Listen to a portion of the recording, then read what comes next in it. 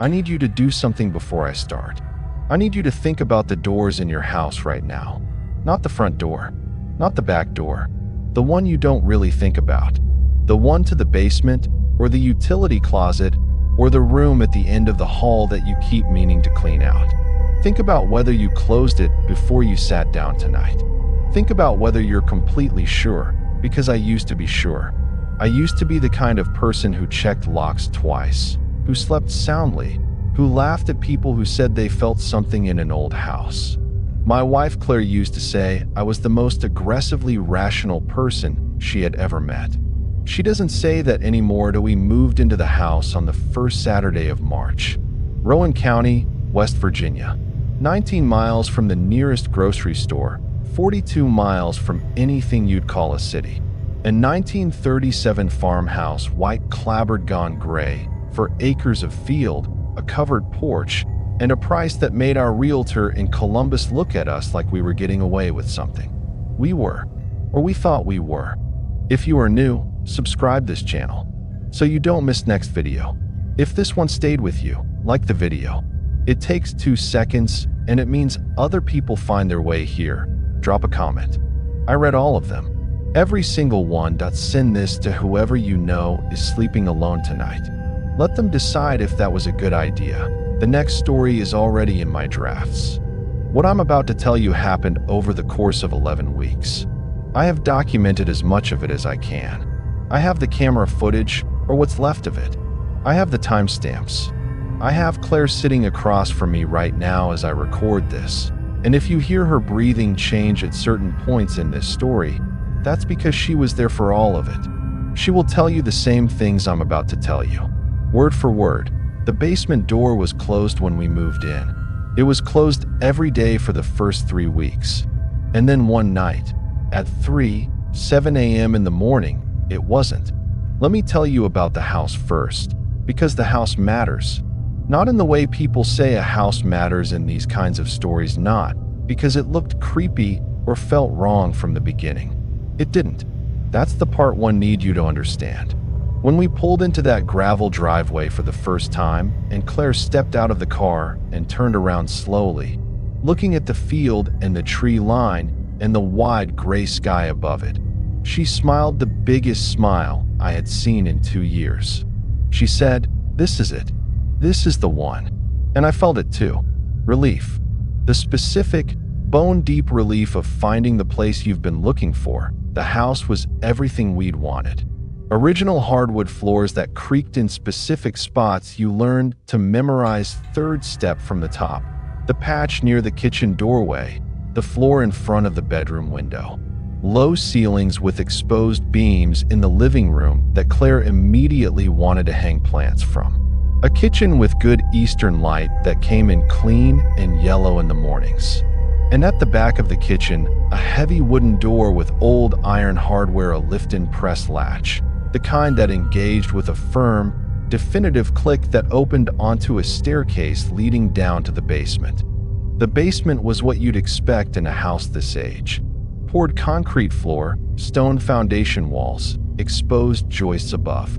A single bulb on a pole chain hanging from the center beam. A workbench along the left wall, left behind by the previous owners. The water heater and circuit breaker in the far right corner. The smell of old mineral and damp earth that belongs to every basement that has been sitting under a house since 1937. Nothing alarming. Nothing that made either of us hesitate. Claire joked about it on the first day. She pulled the light chain, looked around at the low ceiling and the stone walls, and said, "Perfect. This is where the murder happens." I said, "The murder happens in the cornfield." She said there wasn't a cornfield. I said I'd plant one. We laughed and went back upstairs. The first 2 weeks were exactly what moving into an old house is supposed to be. Boxes everywhere. Paint samples taped to the living room wall that Claire would stare at for 10 minutes before declaring none of them right. The slow negotiation of who gets which closet. I fixed the porch railing. Claire resealed the upstairs window. We ordered takeout every night for the first week because neither of us had found where we'd packed the pots. Normal. Everything was completely, unremarkably normal. The first night it happened, I thought nothing of it. I came downstairs at some point in the early hours. I'd woken up thirsty, which I do sometimes, and the basement door at the back of the kitchen was open, not standing wide, just ajar. 3 inches of darkness between the door and the frame. I walked over, looked at it for a moment, closed it, heard the latch click, went back upstairs. I remember the clock on the microwave as I passed, 3:09. I was asleep again in 4 minutes. The second night, Claire woke me up. She was sitting up in bed, very still, looking at the doorway of our bedroom. I said, "What?" And she said quietly, "Do you hear that?" I listened. The house was quiet, the particular thick quiet of a rural night with no wind. I said, "I don't hear anything." She said, "It stopped." She lay back down. I asked her what she'd heard.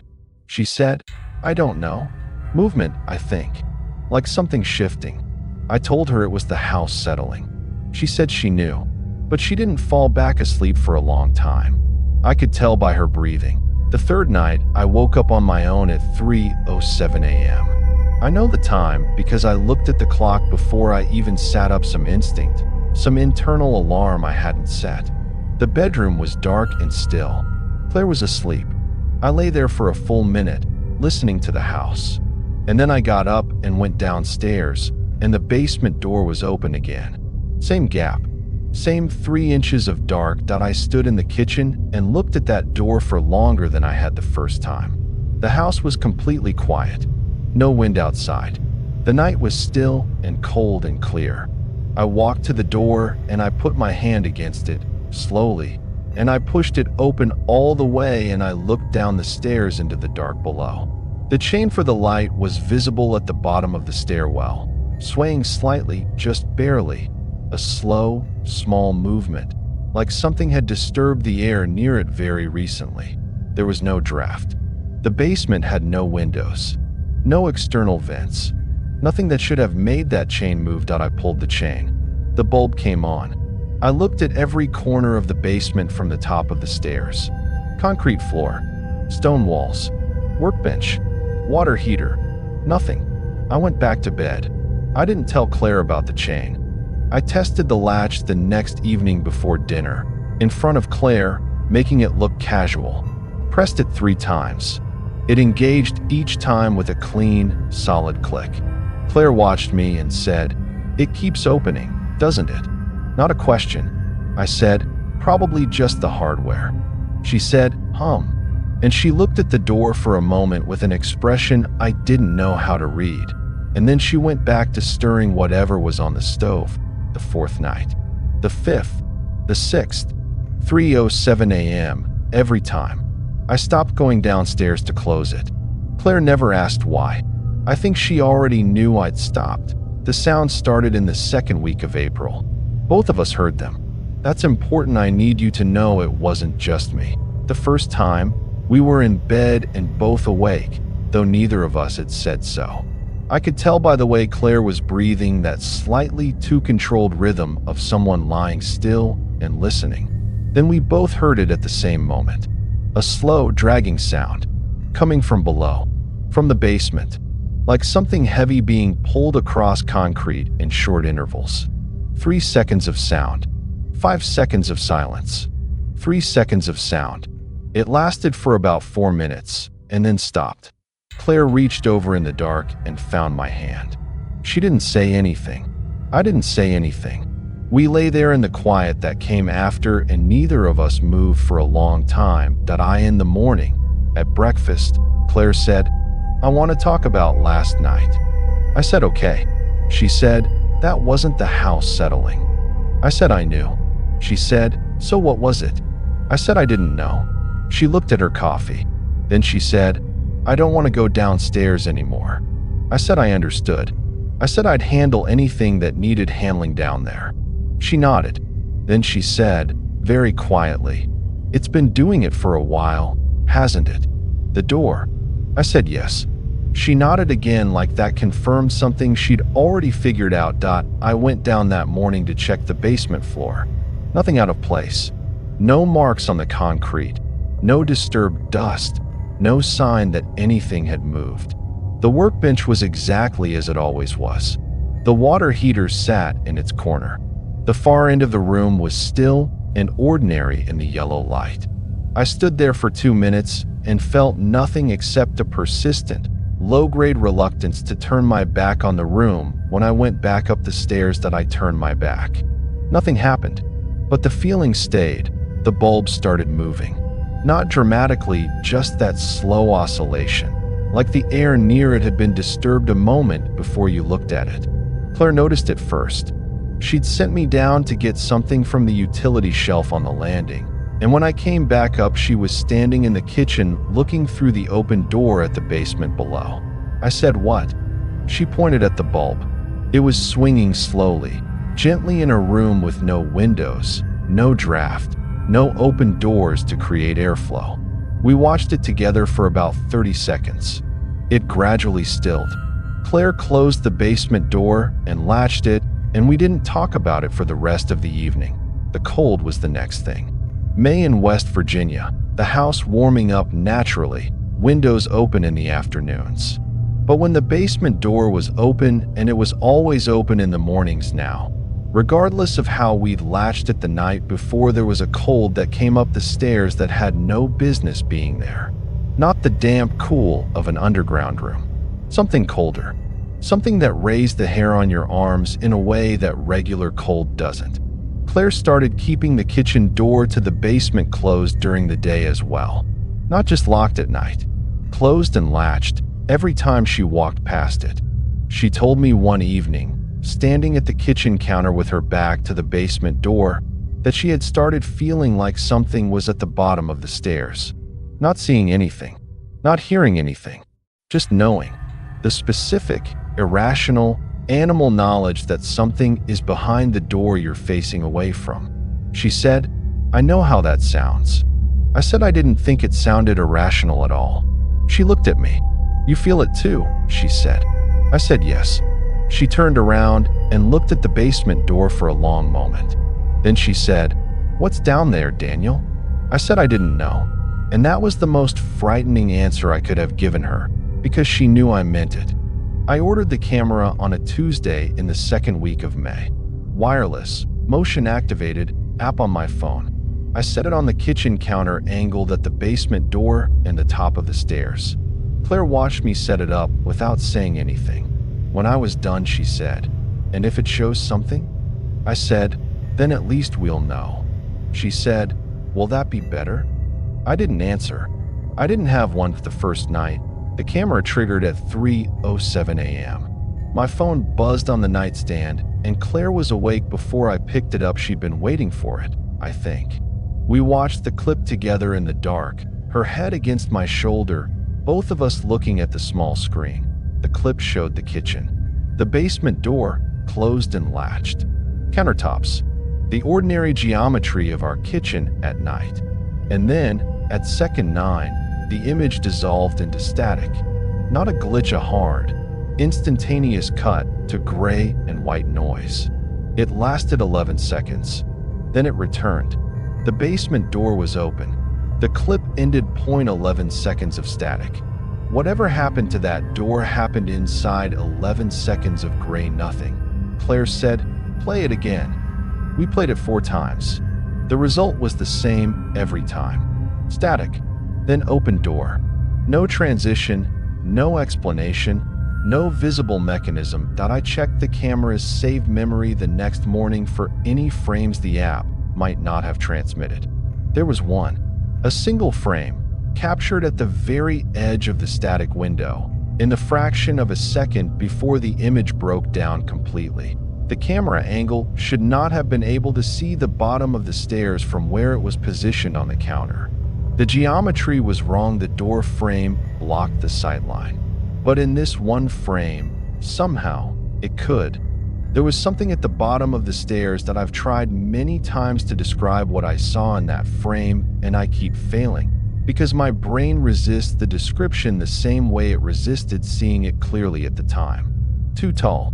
The proportions were wrong, not grotesquely, not like something from a film, but subtly wrong in the way that a familiar object looks suddenly alien when the scale shifts. It was standing at the bottom of the stairs. Its head was tilted, not looking up at the camera, tilted to one side. The way a person tilts their head when they are listening to something. I showed Claire the frame. I had told myself I wouldn't, and then I showed her anyway because I couldn't carry it alone.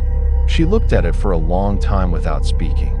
Then she set the phone down on the counter, face down, and she walked to the living room and sat on the couch and didn't come back to the kitchen for the rest of the morning. That night she said to me, "I want to leave." I said I knew. She said, "Do you want to leave?" I thought about it honestly. I said, "Part of me does." She said, "What does the other part want?"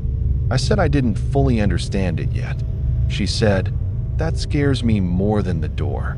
There is a man named Gerald Pritt who farms a property about a mile down the road." We had waved at each other a few times. He was in his late 60s, weathered in the particular way of people who have worked outside their whole lives, deliberate in the way he moved and spoke. The kind of man who has lived in one county his entire life and knows the weight of every piece of ground in it. That I stopped to talk to him one afternoon in late May when I saw him checking his fence line near the road. We talked about the weather and the condition of the road and whether the fields behind our property drained well in heavy rain. And then I said, carefully, that we'd been having some unusual experiences in the house at night. Sounds, I said. Things I couldn't explain. Gerald was quiet for a moment. He looked at the road. Then he looked at our house, looked at it in a way that wasn't casual, that had an attention to it. He said, "There was a structure on that land before your house." I asked what kind of structure. He said, "I'm not sure exactly. My father knew more of the history than I do.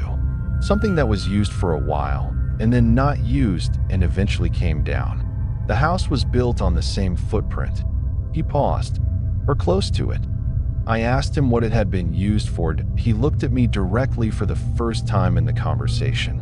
He said, "There are certain pieces of land in this county that people have always known to leave alone after dark.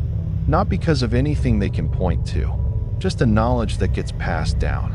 Your land is one of them." He said it the way you tell someone about a road that floods, practical, factual, not trying to frighten anyone. I said, "What do you mean, leave alone?" He said, "Some places have had enough happen in them that they develop a kind of weight. The way a room holds the smell of smoke long after the fire's out. Whatever was on that land before the house was built, it didn't leave when they tore the structure down, and it didn't leave when they built the house over it." He looked back at our house again. "The basement," he said. It wasn't a question. My throat went dry. I said, "Why the basement?" He said, "Closest to the ground." He picked up his fence tool. "It's not looking for you," he said. "I don't think it's looking for anybody in particular. I think it's just still there, still doing what it's always done. Some things don't know the house changed around them. Some things don't know the years passed." He started walking back toward his property and then stopped and turned around once more. "Don't go down there at night," he said. "Either of you. That's the only thing I'd say." I drove home and sat in the driveway for 10 minutes before going inside. Claire was in the kitchen when I came in. She looked at my face and said, "What happened?" I told her what Gerald had said. All of it. She sat down at the kitchen table and was quiet for a long time. Then she said, "Closest to the ground." She said it the same way he had. Flat. Like confirming something. That night, before bed, we both stood in the kitchen and looked at the basement door. Latched. Closed. Ordinary. Claire said, "If it's open at 3:07, I'm not going to check it anymore." I said, "Neither am I." She said, "Okay." And we went to bed at 3:07 a.m. The latch clicked. Neither of us moved. Neither of us spoke. We lay in the dark and listened to the quiet that settled back over the house after it. And somewhere below us, the basement existed in the way it always had, and the bulb hung still on its chain, and the far corners held whatever they held, and we breathed slowly and waited for morning. I went down on a Friday night in the first week of June. I want to be honest about the circumstances. Claire had taken a sleeping pill for the first time since we'd moved in, and I had waited until I was sure she was deeply asleep. I went down when she couldn't stop me, which means I knew she would have stopped me. I knew I was doing something I couldn't undo. I went anyway. It was 11:15 p.m. I opened the basement door. I pulled the chain at the top of the stairs. The bulb came on. I stood at the top and looked down at the concrete floor and the stone walls and the workbench and the water heater and the pull chain hanging still in the center of the room. I listened. The house was quiet. I went down. The first thing, the air. Cold in a way that had no business existing in a West Virginia farmhouse in June. Not the damp cool of underground stone. Something with a physical presence to it, a density, like the atmosphere in a room where pressure has dropped before a severe storm. I've stood in the eye of weather events before and felt the air become strange. This was that, but indoors, and in June, and 11 feet below a kitchen where 3 hours ago my wife had eaten dinner. The second thing, the room was wrong. That I don't mean structurally. The walls were where they had always been. The ceiling height was the same. The floor was the same poured concrete I had walked on 100 times in the past 3 months. But the scale of the space fell off in a way I could not measure or explain. The far corner, the left corner, past the workbench, the part of the room that the light reached least well, felt further away than it should have. Not by much. Maybe 6 feet. Maybe less.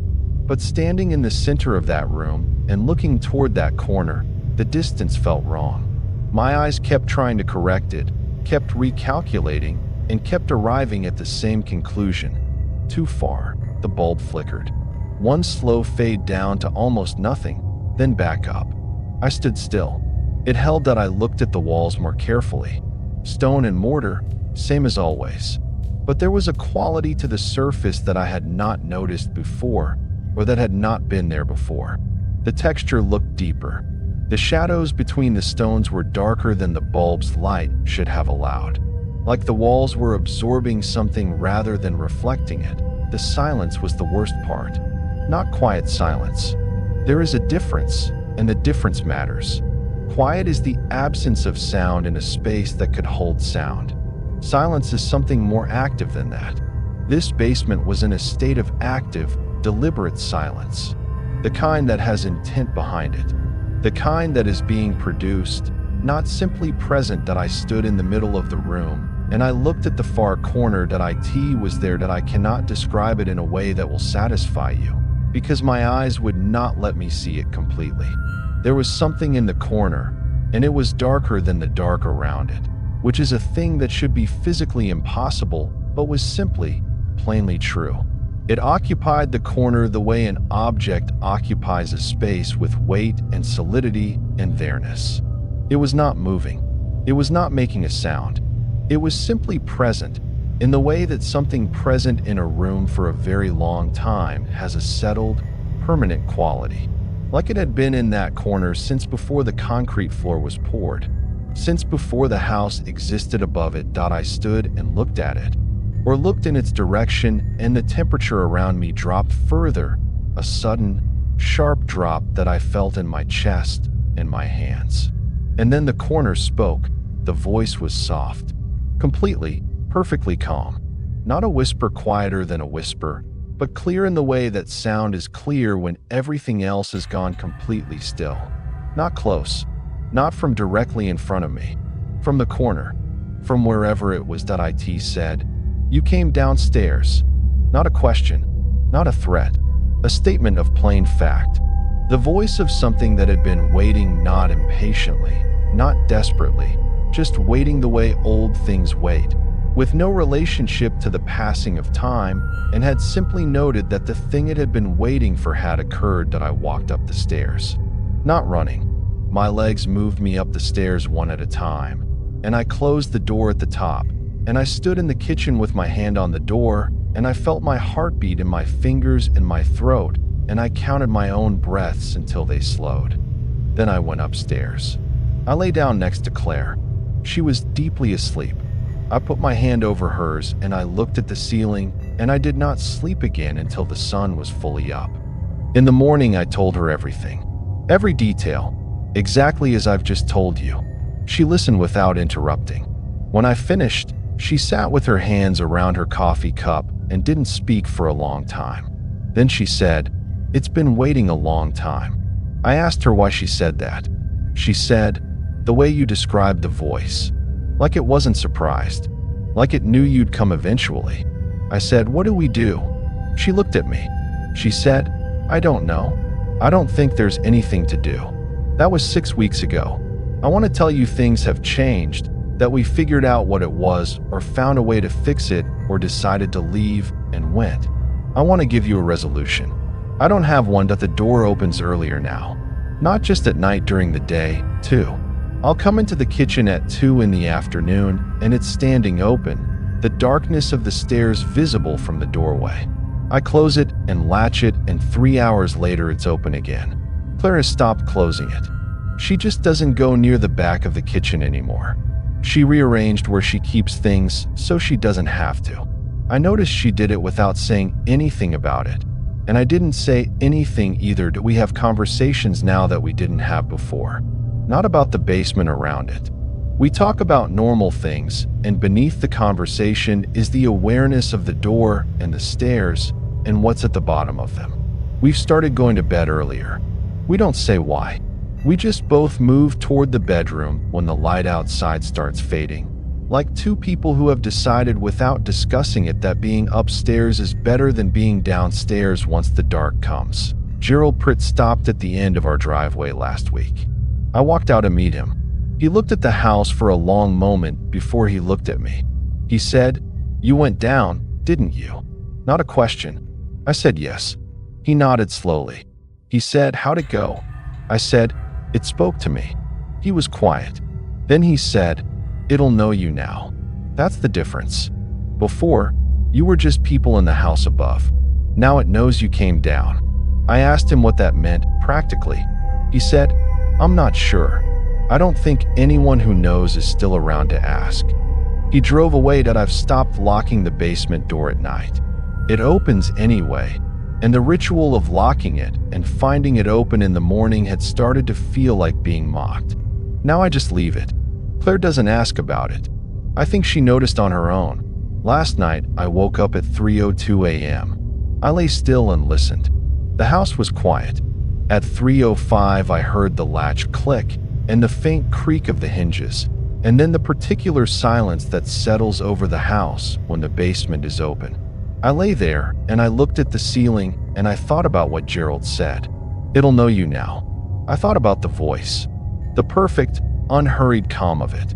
"You came downstairs."